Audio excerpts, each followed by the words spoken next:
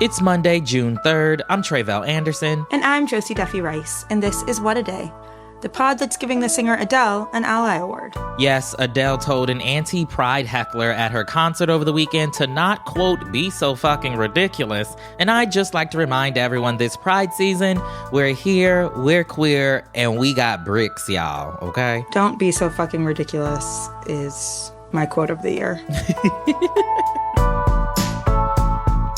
On today's show, Hunter Biden's federal gun trial is scheduled to begin today. Plus, former President Donald Trump joined TikTok and got a lot of followers fast. But first, we are about 5 months away from Election Day, which means both of the campaigns will be doing whatever they can to boost their standing with voters.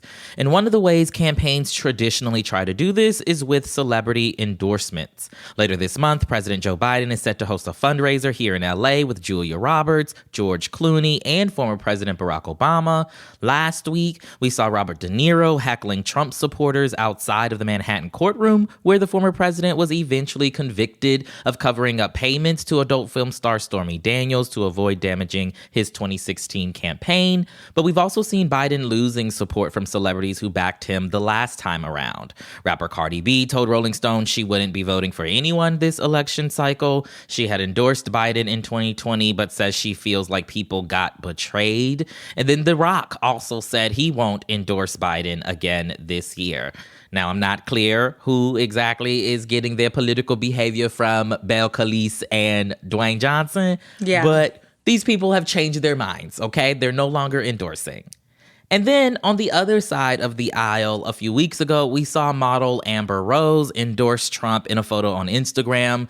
Now, she's not as much of a household name as the others, right? But she still has 24 million Instagram followers, so, you know, that's not nothing. No, it's not nothing. There was an era she was relevant. Mm-hmm. It was brief, but meaningful. Just kidding, not that meaningful. And we know the Biden campaign has been courting some other big endorsements, namely Taylor Swift. But do these kind of endorsements actually really make a meaningful difference? Would Taylor make a meaningful difference? Tell us what we know. Yes and no. There's some evidence to both, right? And Taylor Swift is actually a good person to look at. Last year, she posted a little message on her Instagram encouraging her hundreds of millions of followers to register to vote. She linked to the nonpartisan nonprofit vote.org, and that day, the organization said it recorded more than 35,000 new registrations. Now, of course, that may not all have been Swifties, but vote.org said it saw a huge spike in the hour after Swift's posts. But just a few years earlier, in 2018, Swift decided to break her historic political silence for the first time and endorse congressional Democrats in Tennessee, where her career started. That included the Democratic candidate for Senate that year, Phil Bredesen. And if your first reaction to that name is who? Well, that's not surprising since he lost pretty handedly to Republican Marsha Blackburn despite winning Swift's endorsement. So we've seen her influence lead to increased voter registration, but maybe not as much impact in the very tough place, right, for Democrats, that is Tennessee. That's an uphill battle to get a Democrat elected in Tennessee, so. Absolutely. I don't know if we can draw too much about Taylor from that. Absolutely, for sure. But to get a better sense of the role celebrity endorsements and celebrity campaign surrogates play in an election, I spoke with Jarrett Clemons. He's an assistant professor of political science at Temple University in Philadelphia. I started by asking him whether endorsements really turn into voter support.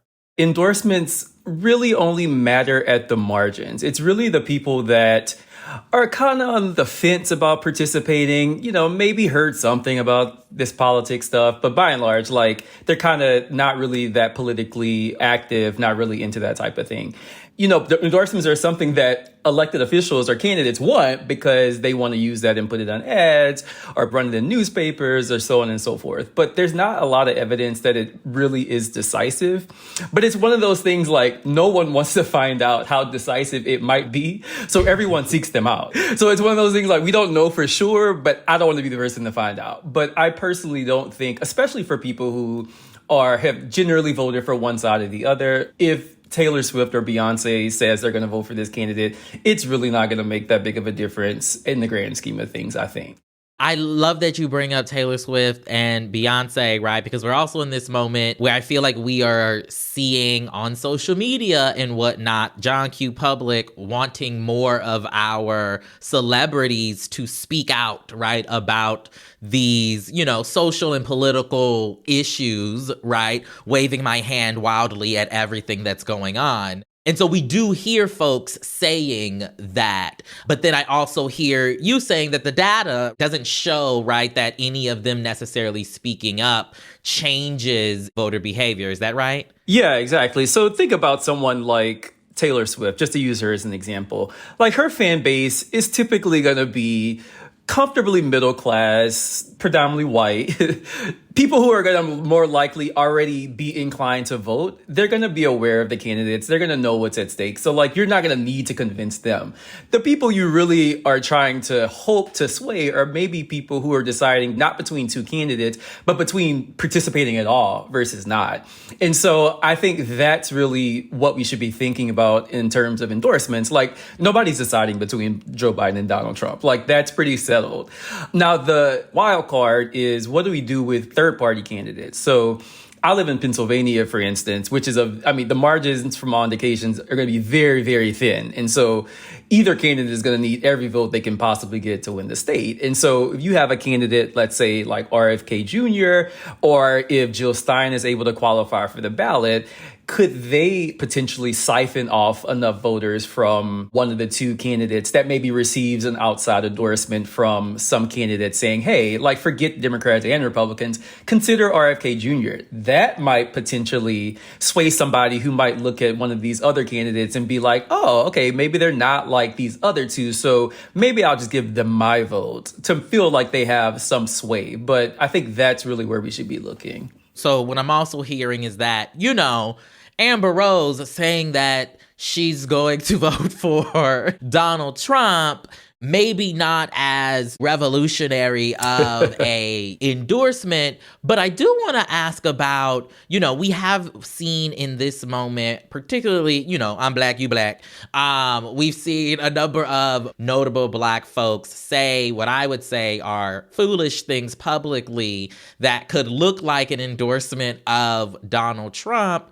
And when I think of, like you mentioned, folks who aren't politically engaged, right, to the levels that we may be, randomly seeing Snoop Dogg say, for example, Donald Trump is cool with me. Right. Is there a world where these folks are possibly making, Cousin Pookie them, I say that lovingly, at least curious about, looking into Trump as a potential option? So I study Black politics. And so one thing that's becoming apparent is there's a very clear generational divide within the Black community, in the sense that Gen Z and like younger millennials are less connected to the Democratic Party than Black people have been, at least since the Civil Rights Act and the Voting Rights Act were passed in the mid-20th century. And there's a host of reasons for that. I think one thing that doesn't get discussed enough is the decline in church going. So we know that historically and politically, the Black church has been really instrumental in getting Black people to the polls,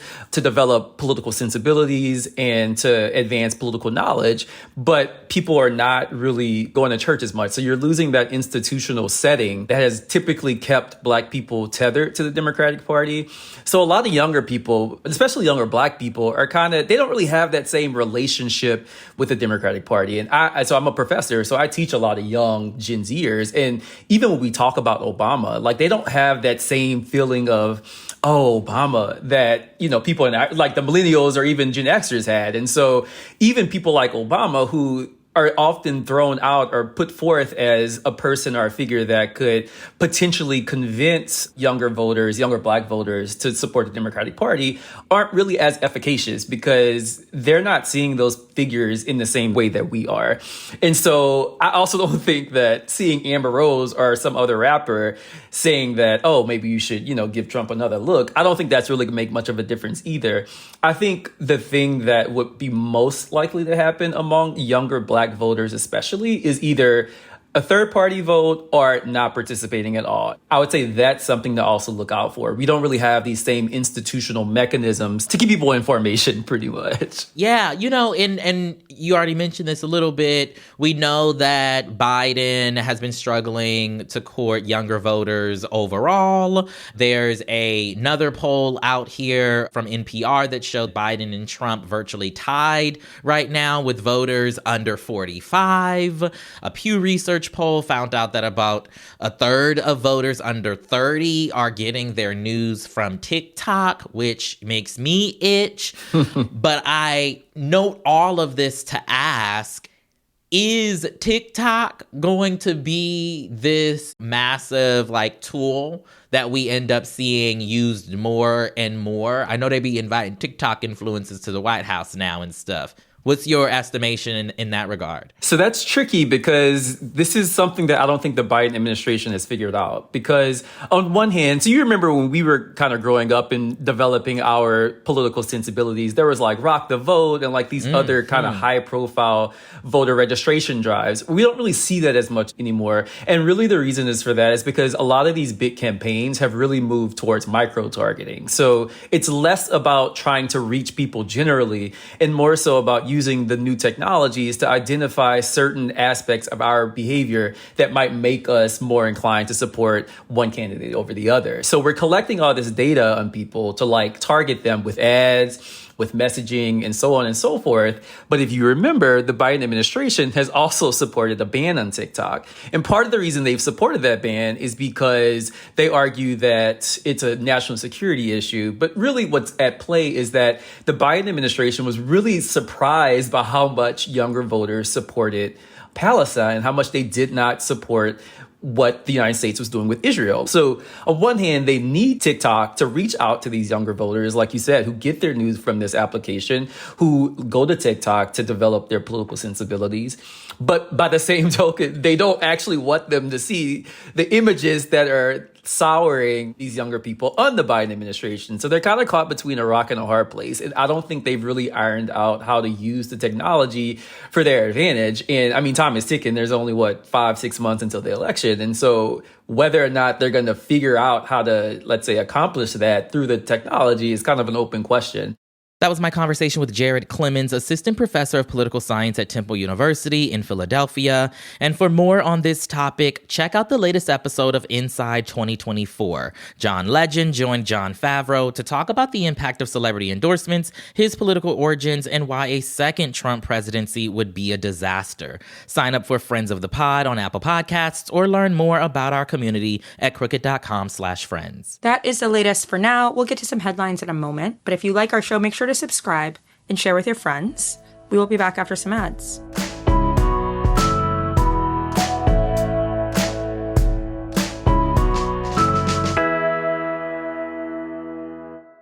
What A Day is brought to you by Skims. You know a t-shirt is good when you have to buy it in every color, and that's exactly what you'll do when you try the Skims Boyfriend t-shirt. You'll wear this t-shirt to bed night after night. It's soft and lightweight, perfect for when you're relaxing on the couch or going to bed. Listen, we have told y'all about that Skims fabric. Okay? Yes. I actually have worn this t-shirt to bed every day this week. It is so good. It'll replace all the ratty ones in your drawers. Mm-hmm. So if you are ready to make the switch, you know what you have to do. Shop the Skims t-shirt shop at skims.com, now available in sizes extra, extra small through 4X. If you haven't yet, be sure to let them know that we sent you. After you place your order, select podcast in the survey and select What a Day in the drop-down menu that follows. Thank you, Skims, for sponsoring this episode. We need to talk. The acclaimed Showtime original docuseries Couples Therapy returns with an addictive and revealing new season. Dr. Orna is back in session, helping 4 new couples grapple with real issues from religion and sex to polyamorous power dynamics. Collider says couples therapy is like nothing else on TV. It's break up or break through on the new season of Couples Therapy. Now streaming with the Paramount Plus with Showtime plan. Visit ParamountPlus.com to try it free. What a Day is brought to you by Monarch Money. Have you been frustrated with personal finance apps that are cluttered with ads, difficult to use, or rarely updated? So was Monarch. Yeah, absolutely. The biggest issue with all of the other apps. But Monarch is the top-rated all-in-one personal finance app. It gives you a comprehensive view of all of your accounts, investments, transactions, and more. You can create custom budgets, track progress towards your financial goals, and collaborate with your partner. Just everything you would need out of an app like this in one place. That is so amazing. After trying out Monarch for yourself, you'll understand why it's the top-rated personal finance app. And right now, listeners of this show will get an extended 30-day free trial when you go to monarchmoney.com/WAD. That's monarchmoney.com/WAD for your extended 30-day free trial. Now let's wrap up with some headlines. Headlines. Hunter Biden's federal gun charge trial begins this week, and it's historic because it's the first time the child of a sitting president is on trial. The Justice Department special counsel assigned to look into Hunter Biden brought the 3 indictments against him related to a gun he purchased back in October 2018. Prosecutors allege he lied about not using drugs on his application to own the gun. The trial is expected to last a few days. This is the first of 2 trials scheduled for Hunter this year, and there's a lot of concern about what the hearing could reveal about the Biden family amid the election. Witnesses will include former love interests, including Hallie Biden, Hunter's sister-in-law, with whom he had a romantic relationship after his brother Beau died. She allegedly played a role in the events leading to the charges. Hunter could face up to 25 years in prison if convicted on all 3 charges. Israel has agreed to President Biden's 3-phase ceasefire proposal deal for the war in Gaza. On Friday, Biden delivered a speech and called for a 6-week pause in fighting, during which Israeli hostages held by Hamas are released in exchange for Palestinians imprisoned by Israel. But there's a lot of conflict around the deal and nothing has been finalized. Biden has been pushing Israeli and Hamas leaders to accept the ceasefire proposal terms. Britain's Sunday Times interviewed Netanyahu's chief foreign policy advisor, who said that Israel reluctantly accepted the deal, but that it was, quote, a deal we agreed to. It's not a good deal, but we dearly want the hostages released, all of them. At least 2 Israeli officials have threatened to leave the government if the deal is finalized, putting the prime minister's political future at risk. Hamas released a statement Friday addressing the proposal. It said Hamas, quote, views positively what was included in U.S. President Joe Biden's speech. The Republican Party continues to give Democrats a helping hand in one of this year's most competitive Senate races. On Sunday, Republican National Committee co-chair Lara Trump said Maryland Senate candidate Larry Hogan, quote, doesn't deserve the respect of the party. That's after Hogan last week urged Americans to, quote, respect the verdict and the legal process just before a jury convicted former President Trump in his criminal hush money trial. Here's Lara Trump on CNN Sunday. He doesn't deserve the respect of anyone in the Republican Party at this point. And quite frankly, anybody in America, if that's the way you feel, that's very upsetting to hear that. The RNC co-chair is also Donald Trump's daughter-in-law. She declined to say whether the party would stop giving money to Hogan's campaign. Hogan, the former Maryland governor, is in a tight race with Democrat Angela Alsobrooks for Maryland's open Senate seat, and it's seen as one of the best chances Republicans have to flip a seat. It's currently held by Democrat Ben Cardin, who is retiring. And finally, former president and convicted felon Donald Trump has joined TikTok, the app he tried to ban as president. And the numbers show that his followers quickly surpassed those of President Biden's count on the app in less than 24 hours of being active. It's part of his campaign's push to reach younger voters. And with the app's 170 million users in the US, it's becoming increasingly popular for candidates to use TikTok in their campaign strategies. Josie, I have to know, how do you feel about Donald Trump now being on the tickety-talks? I hope that many of these people are following him for humor, not agreement. But I will say he was on Vine. His Vine era has been lost to history. But he was on Vine. He was on Vine. Just Google it. Just Google it. It's a good way to start your Monday. Just Google it. And those are the headlines. One more thing before we go, just in time for June, the Pride or Else collection just launched at the Crooked store. It includes designs for everyone, whether you're leading the parade or showing up as an ally. Allies this month isn't about you, but guess what? You still get some merch as well. The collection also includes fresh versions of our best-selling Leave Trans Kids Alone, You Absolute Freaks merch. That's evergreen, unfortunately. But most importantly, a portion of proceeds from every order goes to Crooked's Pride or Else Fund in support of organizations working to provide gender-affirming care and life-saving resources to queer and transgender communities across America. Prep for Pride at crooked.com/store. That's all for today. If you like the show, make sure you subscribe, leave a review, register to vote because your favorite podcast host told you to, and tell your friends to listen. And if you're into reading and not just Hunter Biden's text messages like me, What a Day is also a nightly newsletter. So check it out and subscribe at crooked.com/subscribe. I'm Josie Duffy Rice. I'm Tre'vell Anderson. And don't mess with Adele. I don't know, like, how do you show up to her concert where you know the homosexuals are in the crowd and you go say Pride sucks? Pride sucks? Like, that's what you've got? Are you like a teen from the 90s? Like, it's just so stupid. Why are you going to yell out Pride sucks?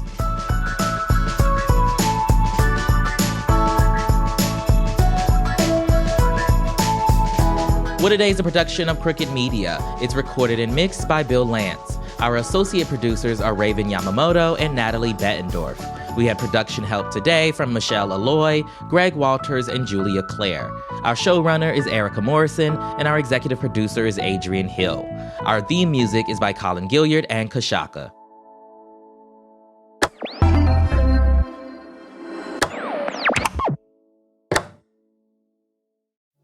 Hello, Jamila Jamil here. You may know me from my role in The Good Place or from She-Hulk or from social media and my activism. I Weigh basically started as a social movement, and my podcast is one of my truly greatest achievements. It's a podcast against shame and a place for us to have really honest and truly inclusive conversations.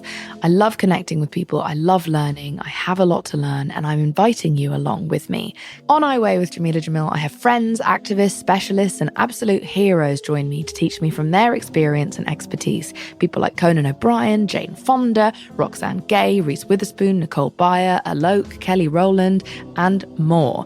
I Weigh with Jamila Jamil has new episodes out every Tuesday, and you can find the show on earwolf.com or wherever you listen to your podcasts. It's that time of the year. Your vacation is coming up. You can already hear the beach waves, feel the warm breeze, relax, and think about work. You really, really want it all to work out while you're away. Monday.com gives you and the team that peace of mind. When all work is on one platform and everyone's in sync, things just flow. Wherever you are, tap the banner to go to Monday.com.